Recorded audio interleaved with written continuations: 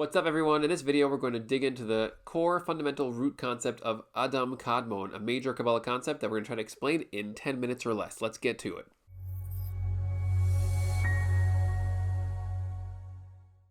So Adam Kadmon, it's this very, very big central concept in Kabbalah, a little bit esoteric, and we have to try to figure out exactly what this is and try to define it as carefully and as clearly as we can. So first of all, it's usually described as sort of like the top layer of all of being. In other words, it's kind of like the one that's the closest to the source, to Hashem, to the Ein Sof, to the Endless One, who is the root of all being in the system of Kabbalah. Now, whenever you want to tackle a concept like this in the Kabbalah framework of things, you have to really first look at your own structure and sort of see how you experience yourself, and also how Kabbalah describes the experience that you are having of yourself, and then you can move that over to from the microcosmic version that is you to the macrocosmic reality that is the big picture of the universe and all the things that kind of are in the universe. So the way that we're structured is that we have this point within ourselves where basically there's like the transition from the tools, the vessels, the different aspects and attributes of your body, the emotions, the thoughts, the perceptions, all of those layers are kind of like parts of this machine that we use to manifest ourselves into the world.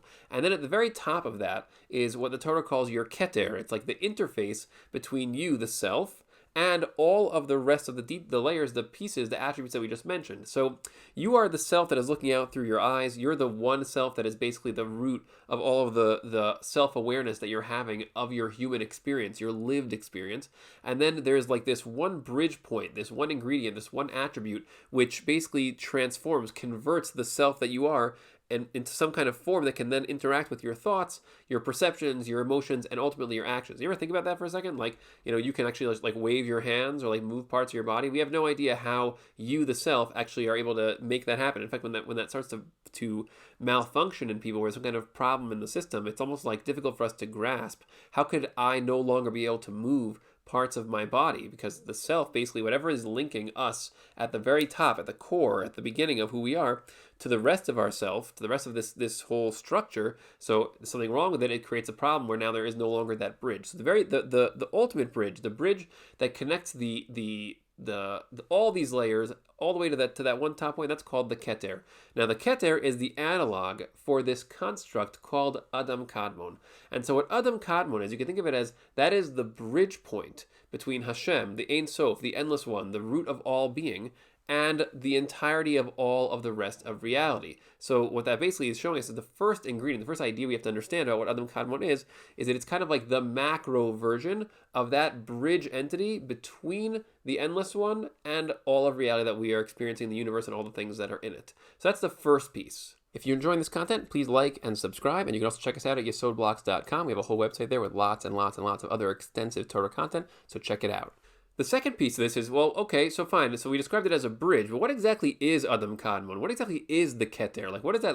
Is it just like a actual bridge, like a piece of concrete or something, or is there some attribute, some nature to it? And the truth is that keter and Adam Kadmon, again, as analogs of the micro and the macro, so they both are essentially the first vessel, the very, very first beginning of trying to contain what we are and what Hashem, the Endless One, actually is. So what we are is we are this endless self, this endless mass of consciousness. It's intangible, immeasurable. You can't really even say that it's in a particular place. You're not even inside of your body. Somehow your body acts like an antenna, and it channels you, the self, into the world. And so when we talk about Hashem, the root of all being, so Hashem is also described essentially the same way, that Hashem is like this absolutely ineffable, undefinable in any possible way. It cannot be localized, is not in any particular place, somehow is manifest as reality, and even sometimes within reality as a character. So that's basically like, that's what we are, that's what Hashem is at the very root, and then we have this structure that we use to manifest. So, but that very beginning, that first bridge, is not just like a piece of concrete that bridges the gap between the endless self and the tangible reality. What it is the quality that you call will or impulse. In Hebrew, it's called the ratzon. In other words, your basic impulse to be is the very first vessel that is used to somehow translate the absolutely immeasurable, indefinable, can never be put into a particular place or time self, somehow is now able to be tethered to this first vessel, this thing called your will, your ratzon, and that's the very beginning of the process of translating that into something which can now interact with space and time. So just think about that for 1 second. You're this spaceless, timeless, cosmic, beyond all being creation. You're this endless self, absolutely immeasurable, and somehow there's a flow of space and time that you want to interact with, actually be, to live, to exist in this universe that we're experiencing. So the only way that that can happen is that there has to be an intermediary, almost like a vessel that can be used to translate you as that endless self into a finite construct that can now be manifest in the flow of space and time. So that there actually is more than one vessel. There's actually 10 vessels, which are called the Sfirot, which maybe you've heard of those. And basically the first one of those is this one called Keter, or Adam Kadmon, if we want to use it for Hashem relative to the entirety of existence. And the idea of that first vessel is at the beginning of the transformation of you into something that is now going to be.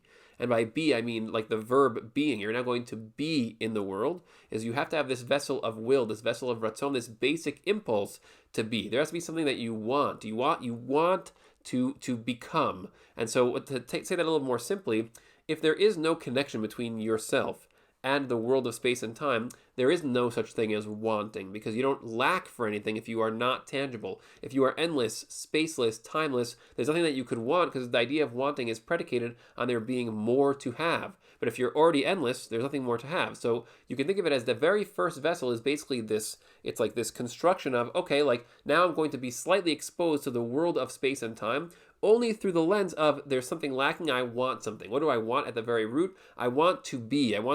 There's an impulse to just exist. And then that, to exist specifically within the flow of space and time. And then that begins the layering process in which you are now manifest through the lower layers of the different vessels that you have, the other 9 attributes that we use to manifest our consciousness into a finite flow of space and time. And similarly with Hashem, the whole idea of Adam Kadmon is basically this structure in Kabbalah that is, you can think of it as like these lines, like this very long set of conduits that are all kind of structured almost like according to their height, and then Hashem's self basically is channeled through that, the basic idea of wanting. You might say, but how could God, how could Hashem, how could the Endless One ever want anything? He's ultimately endless. And the answer to that is yes, but the process of what's called tzimtzum, which means to basically constrict something, Hashem was mitzamtzem himself, which basically means that Hashem puts himself into a context in which now there's aspects of Hashem's total self that are somehow in a certain way blocked off from him, and now he's seeking them out. He's looking for them. That's the wanting that is basically described. That the idea of Adam Kadmon, of the initial bridge of Hashem